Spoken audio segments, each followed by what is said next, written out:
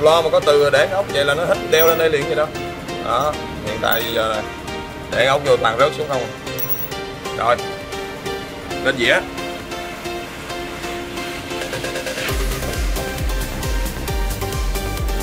Rồi sạc mọi người ha.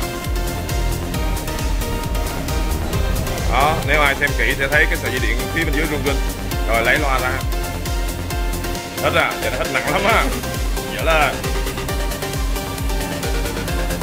Rồi, cái con ốc đó mới để đó mà nó hết vô rồi. Rồi.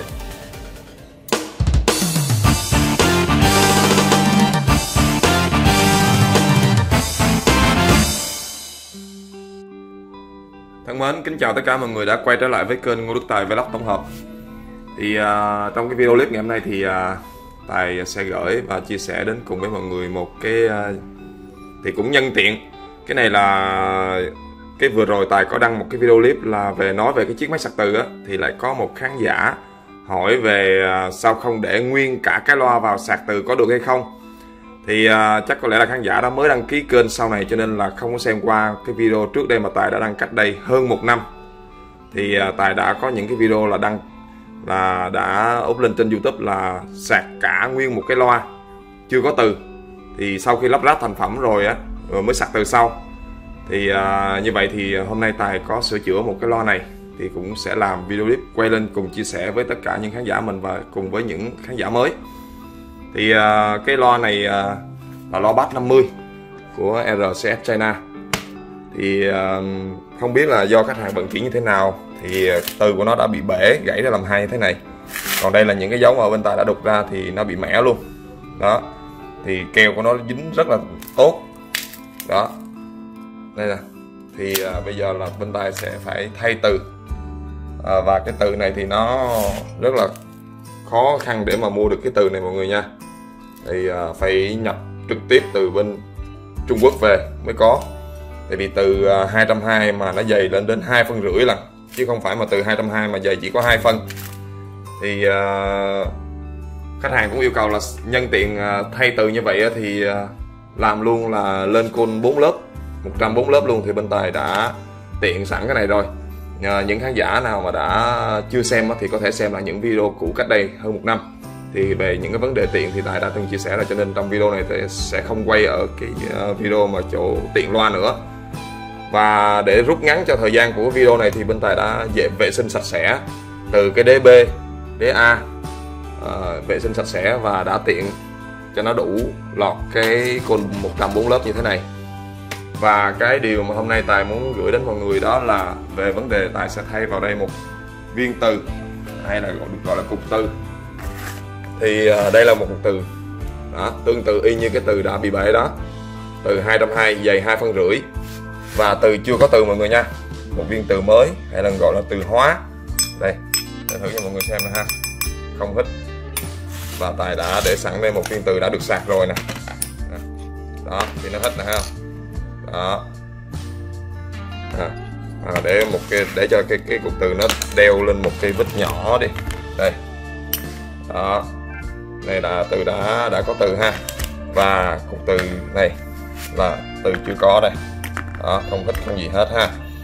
Thì hôm nay bên Tài sẽ thay một cái viên từ này vào. Từ lúc làm cho đến ráp vào bên trong chiếc loa đó sẽ không có sạc từ trước. Thì nó rất là dễ làm. Mà ở những cái nơi sản xuất loa mới thì người ta đều phải làm như vậy cả. Người ta phải để cục từ này khi từ nó chưa được nạp, và sau đó người ta mới dán. Thì nó rất là dễ canh. Nó rất là dễ canh, nó không có bị chạy qua chạy lại. Chứ còn nếu mà nó đã có từ rồi thì cái việc canh của chúng ta trở nên rất là khó khăn. Đó, còn ngoài ra thì về phần màn loa thì Tài vẫn giữ nguyên lại cho khách hàng, vẫn không tháo cái nắp che bụi. Đây vẫn giữ nguyên cái nắp che bụi nè. Đó, vẫn giữ nguyên cái nắp che bụi này. Thì bên Tài sẽ làm như thế nào thì mọi người theo dõi kỹ video thì sẽ hiểu thôi. Và dĩ nhiên những lần này thì Tài sẽ chia sẻ những cái cách làm cùng với những người đam mê nghề đã đến nơi của Tài để học. Trực tiếp thì Tài rất là dễ chia sẻ, cho nên là video này Tài sẽ chia sẻ cho những anh em mà đang học nghề ở tại nơi của Tài. Và dĩ nhiên người ta có sự đam mê thì người ta học thì người ta sẽ làm được thôi. Và dĩ nhiên học trực tiếp như thế này được ở kế nó có đầy đủ mọi thứ như thế này thì học rất là nhanh, rất là mau. Có những người comment là anh ơi, học nghề này có lâu hay không? Lâu hay không? Đó chính là do mình học, mình có thêm sáng kiến, mình phải có cái sự sáng ý, chứ không phải mình học bao nhiêu học nhiêu đó mà mình làm nhiêu đó. Mình có thể xem một cái video này, mình có thể phát minh ra mình làm được cái khác, đó là còn do bản năng của con người nữa. Rồi, không để mọi người chờ đợi lâu thì bây giờ Tài sẽ mời mọi người xem một người ở bên Tài đang là học nghề và sẽ lắp ráp cái chiếc loa này lại và cho đến khi chiếc loa thành phẩm và sạc lại từ và chiếc loa hoạt động. Xin mời mọi người cùng xem và theo dõi video.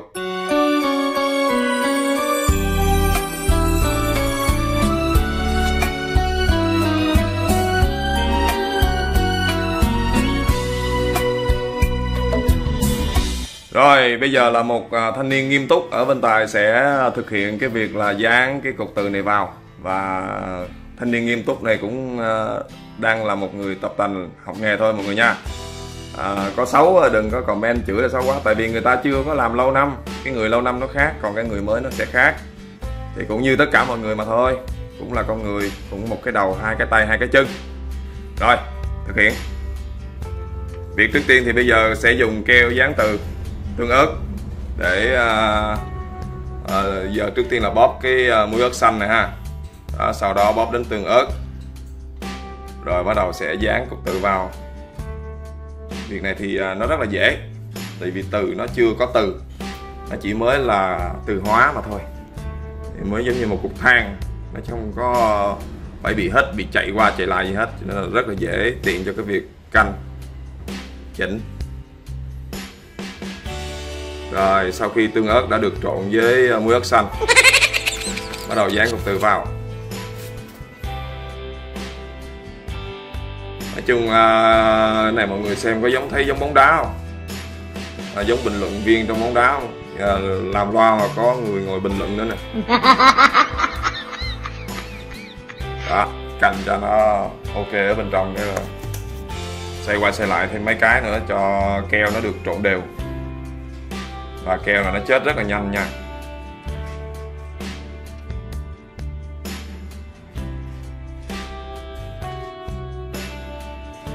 Nói chung là kỹ thì mọi người cứ vẫn, nếu mà ai mà có sở hữu, thì vì có những khách hàng có mua cái keo này ở bên Tài về để làm đó, thì nên để cái keo này khoảng từ 1 đến 2 phút nha. Rồi chúng ta dán này nó rất là dễ. Đối với cái từ mà nó đã có từ rồi mà chúng ta gấp quá đó, chúng ta rút cỡ hay này nọ ra thì nó sẽ bị lệch cái đế sắt ở bên trong rất là lẹ. Mà khi nó đã bị lệch rồi mà chúng ta đục ra trở lại lần nữa là cẩn thận đến việc mà bị bể, vỡ cả từ đó. Đục thì cũng phải từ từ chứ không phải mà để phát một mà chúng ta đục là vỡ từ đó. Và trong thời gian mà đang chờ đó thì cũng cái này là cái mà quen thuộc nhất, mà những khán giả nào mà đã theo dõi kênh của Tài lâu năm rồi đó thì cũng sẽ biết đây là cái đồ nghề tự chế mà thôi. Đó, thì cắm vào đây. Đối với cái loa đã có từ thì Tài cũng vẫn dùng cái này, mà đối với bây giờ làm cái loa không có từ, cục từ nó chưa có được nạp từ thì nó dĩ nhiên nó không bị chạy bị hết. Nhưng mà chúng ta có cái này thì chúng ta cắm vào như thế này, chúng ta canh thì nó rất là dễ. Còn ngoài ra mắt chúng ta chuẩn thì chúng ta có thể thả bôi keo trên cái đế này, chúng ta dán vào luôn, rồi chúng ta lấy cái côn này chúng ta để vào, chúng ta canh cái độ hở vẫn được luôn. Đó là đối với từ mà nó chưa có thì quá dễ rồi. Nhưng mà thực sự thì và cũng có những khán giả có hỏi là cái máy nạp từ này mua ở đâu, thì Tài cũng xin thưa trả lời là nó là một cái vật chuyên dụng, cho nên là phải đặt hàng nha. Và giá nó không có rẻ, không phải mà nhìn thấy cái máy như vậy mà giá nó chỉ có 1 triệu 2 triệu. Đó, thực sự nó là cái máy chuyên dụng, cho nên là cái máy nạp từ nó giá tiền rất là thật cao, giá từ ngoài 100 triệu trở lên không, chứ không có cái máy nào mà chỉ có những cái máy sạc từ nhỏ đó, sạc từ cho mấy cái loa trép, sạc từ nói chung là cái thể loại sạc từ mà từ 160 trở về á thì có cái máy là mấy chục triệu, đó là máy nhỏ.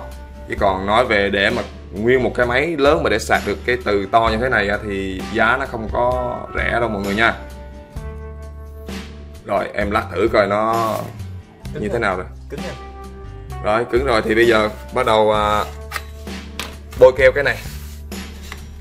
Đó, trong video này thì Tài sẽ không tua nhanh tua gì hết, vì mọi người xem thời gian và số phút thì mọi người sẽ biết thôi.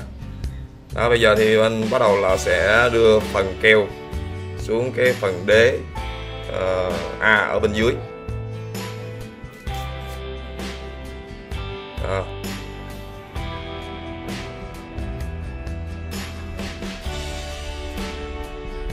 Rồi, muối ớt xanh. Này trong video nói cho nó vui mọi người nha, đừng nghĩ là muối ớt xanh nha. Cái keo này rất là khó khăn để mà mua được cái keo này nha.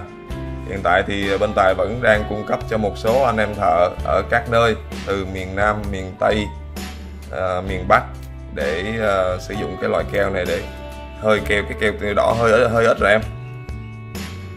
Có mấy cái chỗ kia nè, chỗ đó đó, thêm tí xíu vô nữa. Nó ít keo đỏ quá thì nó sẽ hơi bị lâu khô đó.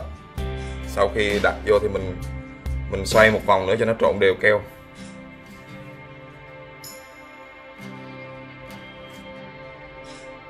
Rồi, để cái đó vô canh. Rồi còn phía bên kia thì giờ cục từ đó là nó đã được hít lên, keo đã được ráo, nó khô rồi, nó đã được bám vào đế kia rồi. Rồi này cắm, rồi quay lại. Đó, giờ dán vô mọi người nha. Rồi để vô xoay qua xoay lại mấy cái, xoay luôn cả cái này luôn, xoay qua xoay lại mấy cái cho nó. Đó, xoay cho keo nó trộn đều. Rồi lát ở trên đi, lấy này ra luôn, nhẹ nhàng thôi.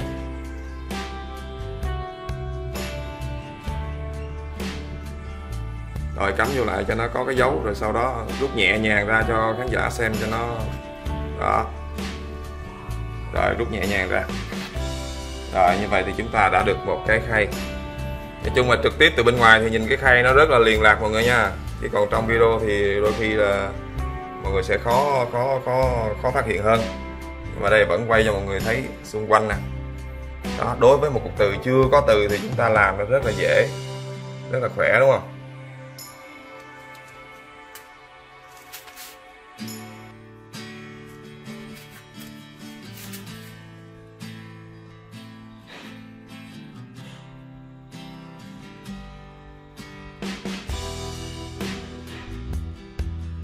Rồi đoạn này Tài sẽ ngưng video một chút xíu và sẽ quay trở lại khi cái này keo nó được khô hẳn.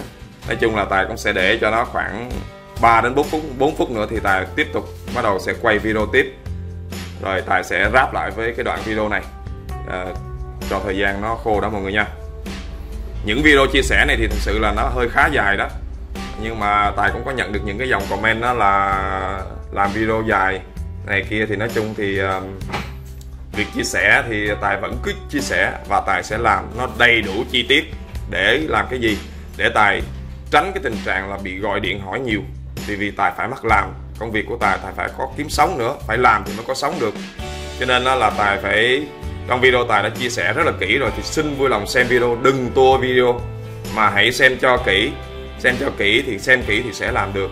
Chứ còn nếu mà đã xem như vậy rồi còn chê video dài đồ này nọ thì xin vui lòng xem video khác. Như vậy thôi. Rồi bây giờ thì video này Tài sẽ dừng ngay chỗ điểm này để chờ keo nó khô, và sau đó tiếp tục đưa màng, đưa côn, đưa nhện vào. Rồi thời gian 4 phút quay trở lại mọi người nha. Rồi lật lên cái úp xuống luôn. Đó, giờ quay trở lại để xem keo nè. Đó, nó được xì ra xung quanh từ. Rồi, cứng cáp, nhưng mà từ vẫn chưa hết ha. Đây. Đây. Rồi bây giờ xin mời mọi người cùng đi, dở lên. Xin mời mọi người cùng theo chân đi nạp từ vào cho em nó. Nói chung thì nạp từ thì có nhiều cách. Nói chung là ráp hết côn màng vào luôn rồi chúng ta nạp vẫn được. Nhưng mà hôm nay là Tài nạp trước cho mọi người cùng xem. Đây, máy đã được khởi động sẵn. Chờ đợi ha. Khoan, rau này Kiểm quay lại cái nữa để dở ra. Đâu lấy cái con ốc, lấy cái con ốc này đi. Đây. Để con ốc này rồi chúc cho mọi người xem luôn. Đó. Hỏi, gửi xuống, để cái lo xuống. Để lo bình thường xuống. Loa mà có từ để ốc vậy là nó hít đeo lên đây liền vậy đó. Đó, hiện tại bây giờ này để ốc vô toàn rớt xuống không. Rồi lên dĩa.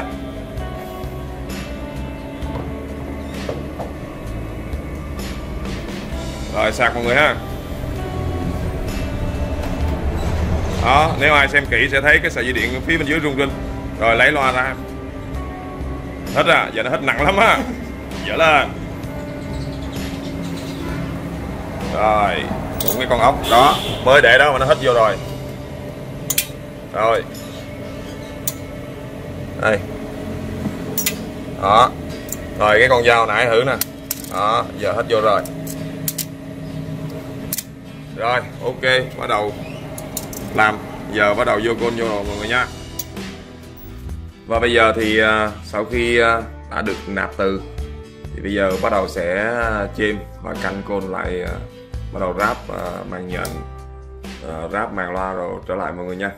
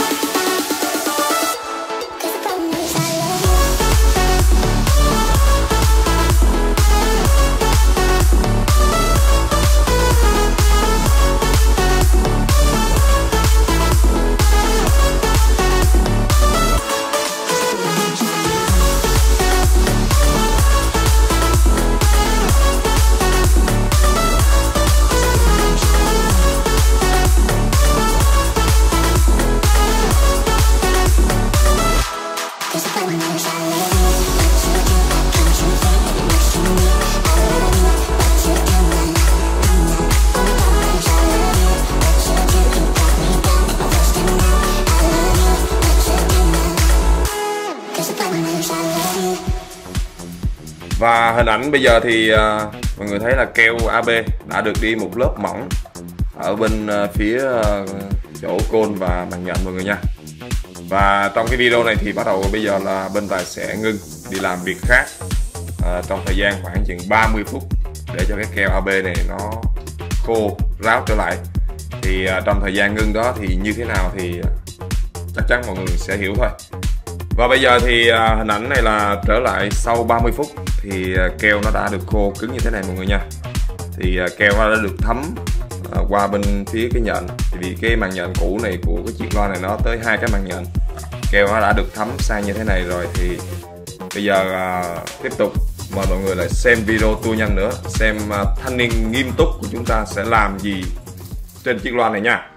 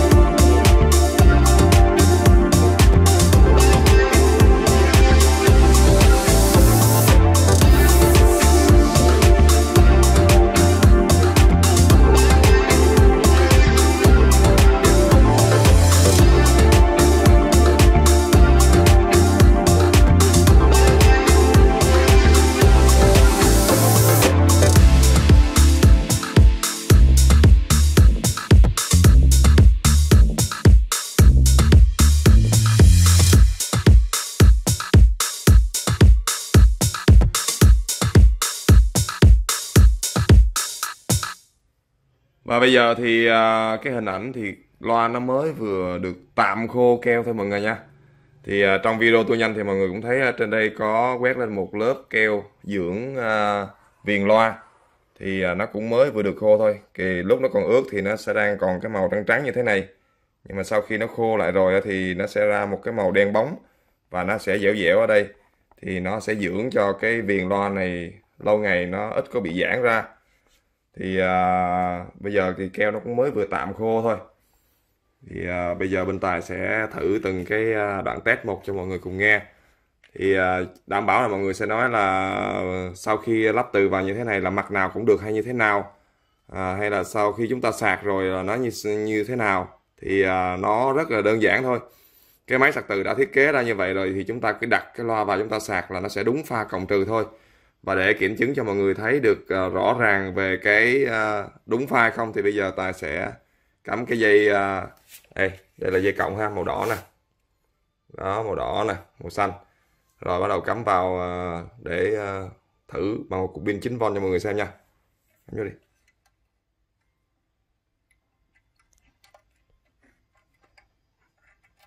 Rồi. Đây bây giờ cái cục pin 9V này thì mọi người thấy là nó đây có dấu cộng này ha. Cầm hiếp. Đây nè. Nó sẽ có dấu cộng nè. Đó, bên 9V đó, và bên cái đầu nhỏ này sẽ là bên đầu lớn nè, bên đây là đầu lớn, đây nó sẽ là dấu trừ ha. Rồi giờ sẽ để cái dây đen là dây trừ để lên đó. Đó.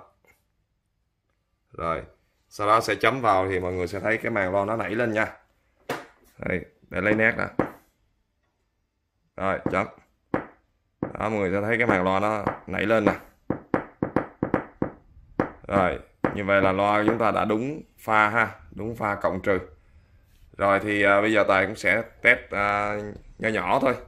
Tại vì keo nó chưa có được khô lắm. Và loa này thì nó hoạt động ở cái dải tần số thấp, hoạt động ở cái dải bass nhiều. Cho nên là máy quay nó thu vào thì cũng chất âm không được rõ ràng giống như thực tế ở bên ngoài được. Nó không phải như những chiếc loa full mà nó phát cả cái dải tần số cao rồi tần số trung ở bên trong được. Mà cái này thì nó phát ra tần số thấp là nhiều vì cái côn là côn 4 lớp nữa. Rồi cắm vô main nè. Rồi cắm vô main để cho chạy lên. Rồi thử nhạc non top luôn.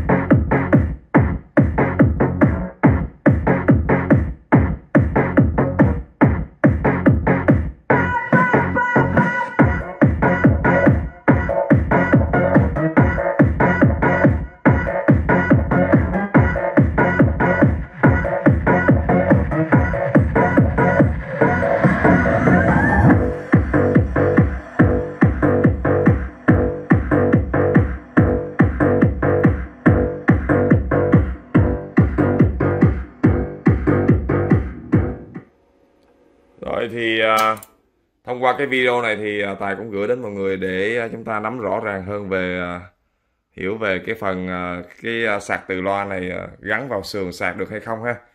Thì với những khán giả cũng có thể tham khảo xem để cho biết về những cái vấn đề mà về khâu sửa chữa loa. Thực sự thì sửa chữa một chiếc, làm lại thành một chiếc loa như thế này, thời gian của nó cũng rất là dài chứ không phải là nhanh và mau lẹ được. Thì chúng ta phải chờ keo nó khô này nọ các thứ nữa. Thì đến đây video này của Tài cũng xin phép được tạm dừng tại đây, và Tài sẽ hẹn gặp lại tất cả những khán giả của mình vào những video lần sau. Xin thân mến chào tạm biệt.